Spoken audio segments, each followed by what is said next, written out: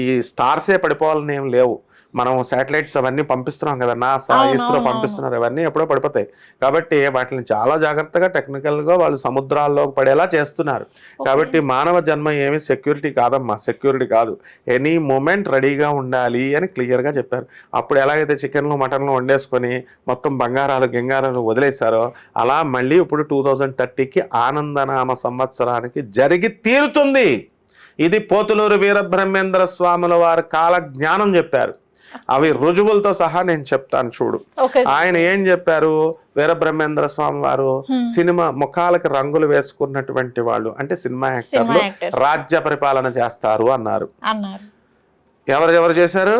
Doctor Nandamuri Taraka Ramarao NTR CM అయ్యాడు, ఎంజీఆర్ అంతకంటే ముందు సీఎం అయ్యాడు, మా గురువుగారు అయినటువంటి జయలలిత సీఎం అయ్యింది. మరి ఇక కృష్ణరాజు గారు సూపర్ స్టార్ కృష్ణ వీళ్ళందరూ కూడా ఎంపీలుగానో ఎమ్మెల్యేగానో చేశారుగా. ఇందిరాగాంధీ విడో ఆ విధవ స్త్రీ